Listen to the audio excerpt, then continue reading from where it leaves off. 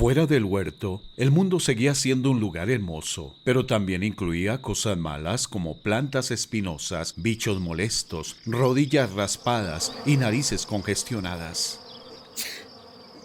Muchos animales ya no eran mansos, no era fácil encontrar alimentos. Adán y Eva se veían obligados a trabajar duro solo para llenar sus estómagos hambrientos. También experimentaron momentos de felicidad y alegría. El hombre se unió a su mujer Eva, y ella concibió y dio a luz a Caín, y dijo: con la ayuda del Señor he tenido un hijo varón. Al primer bebé del mundo, Eva le llamó Caín, que significa posesión. ¡Qué precioso tesoro les había dado Dios! Quizá pensó que su hijo sería el Salvador prometido, pero pronto descubrió que su niñito hermoso era terco y egoísta, igual que sus padres. Más tarde, cuando nació su segundo hijo, Eva le llamó Abel, que significa vanidad o nada. Evidentemente, Adán y Eva no podían producir aquella simiente de una mujer sin pecado que salvaría a las personas de sus pecados. En vez de reflejar la imagen santa de Dios, los hijos de Adán y Eva reflejaban sus propias naturalezas torcidas por el pecado. Adán tuvo otros hijos y otras hijas, a su imagen y semejanza. Mira la ilustración. ¿Ves a Caín quitándole el melón a su hermanito? Actúa igual que sus padres que tomaron el fruto que no les pertenecía. Como una enfermedad contagiosa, el pecado de Adán y Eva afectó a sus hijos. Cuando Adán pecó, el pecado entró en el mundo. El pecado de Adán introdujo la muerte, de modo que la muerte se extendió a todos porque todos pecaron. Un proverbio africano dice: una rata solo puede producir crías que cavan. Un proverbio árabe expresa el mismo hecho: el hijo de un pato es nadador. Cuando nuestros primeros padres pecaron, se volvieron como una rama rota de un árbol. Así como cada ramita y hoja de la rama rota se ve afectada, cada miembro de la rama familiar de Adán se ve afectado por el pecado de Adán. Mucho tiempo después de la muerte de Adán, el profeta y rey David escribió: soy pecador de nacimiento. Así es, desde el momento en que me concibió mi madre. Puede que no nos guste escucharlo, pero sabemos que es verdad.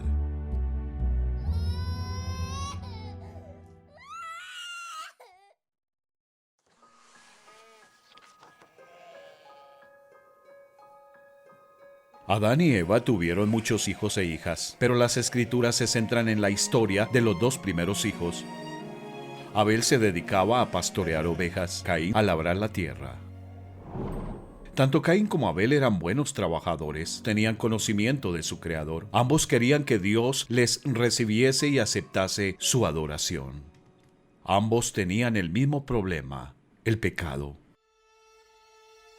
No solo habían nacido pecadores, sino que vivían como pecadores. Cada día pensaban, hablaban y actuaban de formas que no reflejaban la naturaleza pura y amorosa de Dios. En su libro, el Rey del Universo llama a esto pecado. Todos hemos pecado. Nadie puede alcanzar la meta gloriosa establecida por Dios. ¿Había alguna forma en la que Dios pudiera perdonar a Caín y Abel y declararles justos ante sus ojos? Sí, pero sería muy costosa. Sin derramamiento de sangre, no hay perdón. La ley inquebrantable del universo, la ley del pecado y de la muerte, debía cumplirse. El pecado tenía que ser castigado con la muerte. Por eso, el camino del perdón del Rey exigía una muerte. Aunque el pecador merecía morir, Dios aceptaría la sangre de determinados animales como el cordero. El cordero no podía estar enfermo, herido o sucio. Tenía que estar sano y limpio. Tenía que ser un cordero perfecto. El cordero sería sacrificado y quemado. Moriría en lugar del pecador culpable.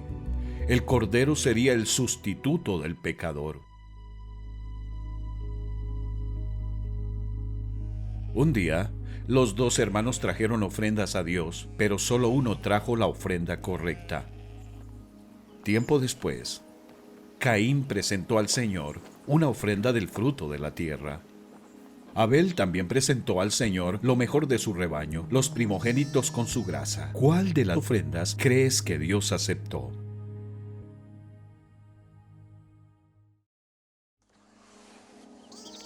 Mira a los hermanos y lo que están a punto de ofrecer a Dios. Mira los altares. Un altar era una plataforma elevada, normalmente hecha de piedra o tierra. Era un lugar de muerte. Elevaba la ofrenda entre el cielo y la tierra, entre Dios y el hombre. Todo lo que se ofrecía sobre el altar debía quemarse con fuego. Dios siempre cumple la justicia, pero desea mostrar misericordia. ¿Cómo podía hacer las dos cosas? ¿Cómo podía castigar al pecador sin castigar al pecador? Mucho después del tiempo de Caín y Abel, Dios le dijo al profeta Moisés: porque la vida de toda criatura está en la sangre, yo mismo se la he dado a ustedes sobre el altar para que hagan propiciación por ustedes mismos, ya que la propiciación se hace por medio de la sangre. Pondrá su mano sobre la cabeza de la víctima, la cual será aceptada en su lugar y le servirá de propiciación. ¿Qué significa propiciación? Tiene que ver con pagar el precio exigido de rescate para que los pecados puedan ser cubiertos, limpiados y perdonados. En los tiempos del Antiguo Testamento, Dios dijo que aceptaría la sangre derramada de corderos, carneros, machos cabríos, toros y palomas sanos como paga por los pecados de la gente. Esa sangre ofrecía expiación, cubriría el pecado, pero solo hasta el día en el que Dios ofreciera un sacrificio perfecto para pagar el verdadero precio exigido por la ley del pecado y de la muerte. Ahora mira a Caín y lo que está a punto de ofrecer a Dios. ¡Qué hermosa selección de frutas y hortalizas! ¿Cuánto tuvo que trabajar para producir esta ofrenda? Pero no podía cubrir sus pecados porque no tenía sangre, no conllevaba muerte.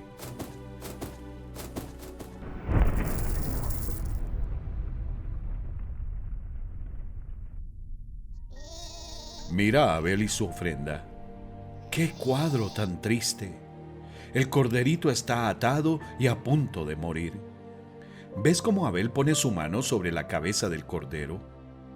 Puesto que Abel creyó en el plan de Dios, Dios tomó todos los pecados de Abel y los puso sobre el cordero. Abel está dando gracias al Señor porque aunque él, Abel, merece el castigo de la muerte, Dios aceptará la sangre del cordero para cubrir el pecado. La ley de Dios exigía que todo pecador fuese castigado con la muerte, pero Dios, en su justicia y misericordia, aceptaría la muerte de un cordero en su lugar. Dios llama a esto la ofrenda por el pecado. La ley de la ofrenda por el pecado libró a Abel de la ley del pecado y de la muerte. Pero, ¿qué pasó con Caín?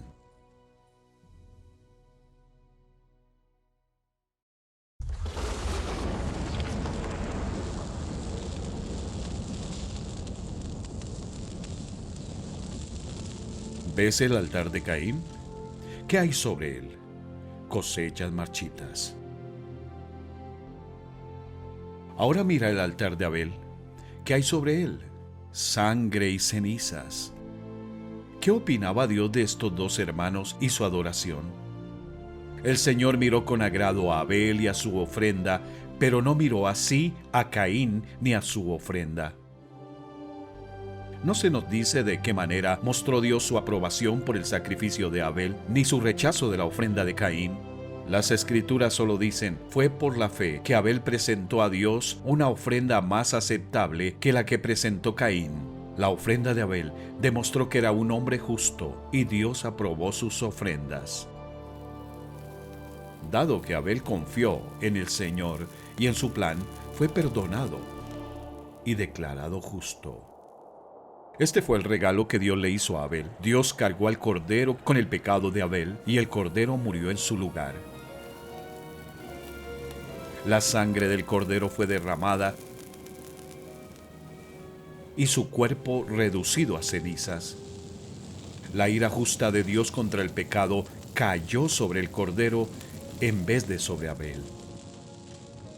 ¿Por qué le agradó a Dios aquel cordero sacrificado? Porque señalaba al Salvador venidero que pagaría un día la deuda de pecado del mundo. Debido a su fe en el plan de Dios, Abel gozaba ahora de una relación correcta con él. Más tarde, cuando muriera, en vez de verse separado de Dios para siempre, estaría con él, su amigo. La ley de la ofrenda por el pecado había triunfado sobre la ley del pecado y de la muerte.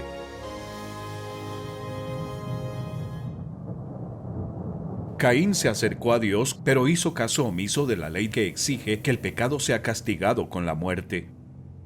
Caín era religioso, pero no gozaba de una relación correcta con Dios. La ley del pecado y de la muerte seguía ciñéndose sobre él como una nube negra. Si no confiaba en Dios y en su plan, nunca le conocería como amigo. Se encontraría con Dios como juez. Algunas personas intentan justificar a Caín diciendo: Caín era agricultor, ofreció lo que tenía, pero Dios no quería lo que él tenía. Caín podía haber cambiado algo de sus cosechas por uno de los corderos de Abel, o puesto su mano sobre la cabeza del cordero de Abel y adorado en el mismo altar.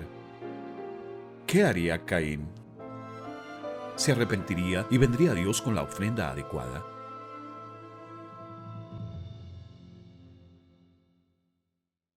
El Señor rechazó la ofrenda de Caín. Sin embargo, Dios le seguía amando y le animaba a arrepentirse. ¿Qué significa arrepentirse? Supón que quieres viajar a cierta ciudad. Después de subir al tren, te das cuenta de que te subiste al equivocado. ¿Qué haces? Admites tu error, te bajas y te subes al tren correcto. Eso es lo que significa arrepentirse. Arrepentirse quiere decir cambiar de parecer, dar la espalda a lo que es falso y someterse a lo que es verdadero. Arrepentirse ante Dios no significa que debo castigarme a mí mismo por mis pecados. Significa que debo ver mi pecado como Dios lo ve. Dios quería que Caín se arrepintiera, que dejara de confiar en su propio camino y siguiera el de Dios. Esto hizo que Caín se enojara mucho y se veía decaído. ¿Por qué estás tan enojado?, preguntó el Señor a Caín. ¿Por qué te ves tan decaído? Serás aceptado si haces lo correcto, pero si te niegas a hacer lo correcto, entonces ten cuidado. El pecado está a la puerta, al acecho y ansioso por controlarte, pero tú debes dominarlo y ser su amo. Caín era demasiado orgulloso para arrepentirse. Había sido humillado por su hermano. Se desharía de esa humillación y recobraría el honor a su propia manera. Cierto día, Caín dijo a su hermano: salgamos al campo. Mientras estaban en el campo, Caín atacó a su hermano Abel y lo mató.